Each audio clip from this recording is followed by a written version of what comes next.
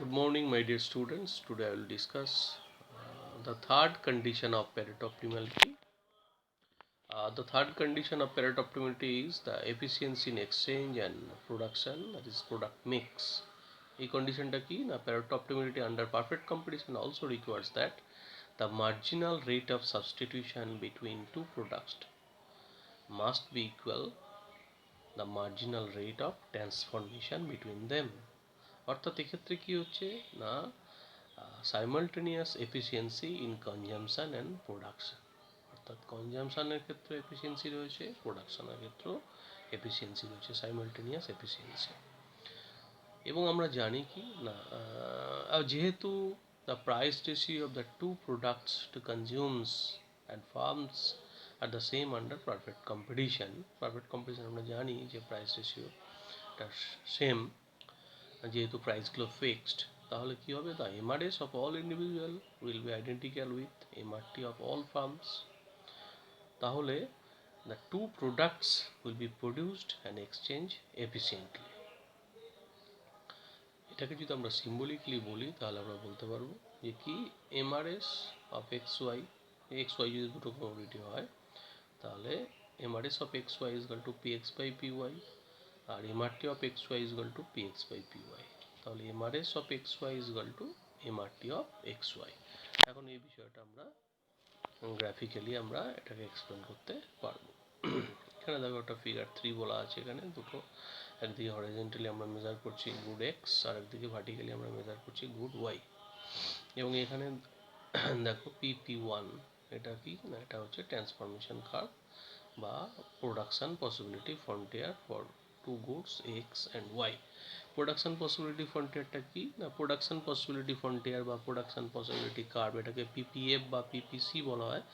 It is a curve which shows various combinations of the amounts of two goods which can be produced within the given resources and technology. অথবা আমরা production possibility curve বা production possibility ফ্রন্টিয়ারকে কি বলতে পারি, it is a graphical representation showing all the possible options of output for two products that can be produced using all factors of production. তাহলে এই পিপিসিটা কি, এটা হচ্ছে various combination of amounts of two goods, দুটো গুডসের various combination, যেটাকে কি করা হচ্ছে which can be produced within the given resources and technology, যেটা গিভেন রিসোর্সেস এবং টেকনোলজি আছে এটা দিয়ে প্রডিউস করা হচ্ছে। তাহলে এখানে PP1 হলো এটা প্রোডাকশন পসিবিলিটি কার্ভ বা প্রোডাকশন পসিবিলিটি ফ্রন্টিয়ার। এবং এই কার্ভটা কি দেখায় না, পিপি curve shows the marginal rate of transformation between x and y which reflects the relative opportunity cost of producing x and y, that is mcx by mcy. আমরা এমআরটিকে marginal rate of সাবস্টিটিউশনকে এইভাবে আমরা denote করি, that equal to mcx by mcy, marginal cost of x divided by marginal cost of y. আবার দেখো এখানে আমরা কতগুলো curve এঁকেছি, I1 I2, these are the indifference curve which represents consumer taste for these two goods। অর্থাৎ এই দুটো গুডসের ক্ষেত্রে কনজিউমার কমিউনিটি এদের যে টেস্ট সেটা আমরা I1 এবং I2 দিয়ে ডিনোট করছি। একই ছবি দেখো এখানে আমরা এঁকেছি। তাহলে এখানে দেখো the slope of an indifference curve at any point shows the marginal rate of substitution. আমরা জানি যে কোনো একটা ইনডিফারেন্স কার্ভ তার কোনো একটা পয়েন্টে যদি আমরা ট্যানজেন্ট ড্র করি তার যে slope that equal to Mrs. এখানে আমরা কি বলছি, এখানে আমরা বলছি এখানে তিনটে পয়েন্টকে দেখো, পয়েন্ট ই, পয়েন্ট এ এবং পয়েন্ট বি। এখানে আমরা বলছি the Pareto optimality is achieved at the point E where the slope of the transformation curve PP1 and the indifference curve I2 are equal। তাহলে এখানে দেখো যে ট্যানজেন্ট আমরা টেনেছি, একটা সি ট্যানজেন্ট টেনেছি, এর যে স্লোপ, এর স্লোপটা মানেই হচ্ছে indifference curve IC2 slope that equal to the slope of the PP1 curve at the point E। এটাকে আমরা বলবো প্যারেটো অপটিমালিটি পয়েন্ট।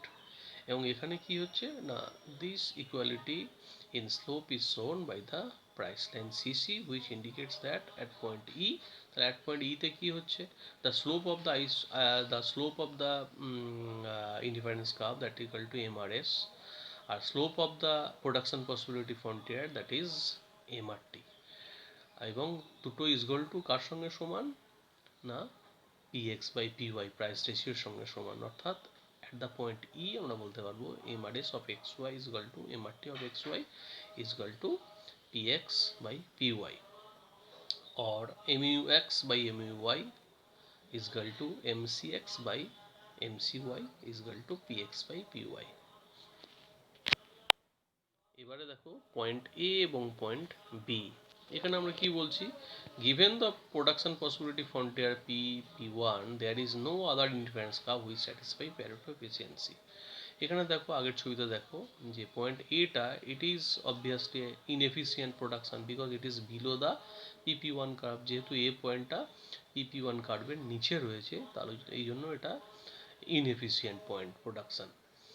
আর পয়েন্ট বিটা দেখো, পয়েন্ট বিটা যদিও প্রোডাকশন পসিবিলিটি ফ্রন্টিয়ার উপরে রয়েছে but it is on a lower indifference curve I1, কারণ beta যদিও PPF এর উপরে রয়েছে আমরা বিকে এও এফিসিয়েন্ট বলতে পারবো না, কারণ বি পয়েন্টটাকে যদি আমরা চুজ করি তাহলে আমরা লোয়ার ইন্ডিফারেন্স কার্ভে চলে যাব I1 এ, but the consumer satisfaction is not maximise.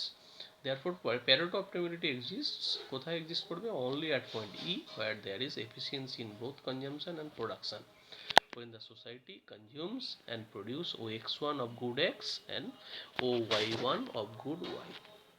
দেখো এই পয়েন্টের রেসপেক্টে সোসাইটি কি করছে, গুড এক্স কতটা কনজিউম করছে OX1 এবং গুড ওয়াই কনজিউম করছে OY1। এখানে এই যে ইন্ডিফারেন্স কার্ভ, এখানে এটা কমিউনিটি ইন্ডিফারেন্স কার্ভের কনসেপ্ট রয়েছে। এটা কি কমিউনিটি ইন্ডিফারেন্স কার্ভ কাকে আমরা বলছি না, এই community indifference curve is an illustration of different combination of commodity quantities that will bring a whole community the same level of utility। হ্যাঁ, মানে এমন একটা ইন্ডিফারেন্স কার্ভ এগুলো যেটা হচ্ছে টোটাল কমিউনিটির যদি এতটা কনজিউম করে তাহলে টোটাল কমিউনিটি এই নির্দিষ্ট একই স্তরের উপযোগিতা পাবে, সেটা হচ্ছে কমিউনিটি ইন্ডিফারেন্স কার্ভ। তাহলে এখানে পয়েন্ট ই হচ্ছে প্যারেটো এফিসিয়েন্সি পয়েন্ট, যেখানে বোথ কনজামশন অ্যান্ড প্রোডাকশন এটা কি হচ্ছে এফিসিয়েন্ট হচ্ছে, that is there is efficiency in both consumption and production when the society consumes and produce OX1 of good X and OY1 of good Y। Thus তাহলে আমরা কি বলতে পারবো, the condition necessary for the attainment of Pareto optimality relate to efficiency in consumption, efficiency in production and efficiency in both consumption and production।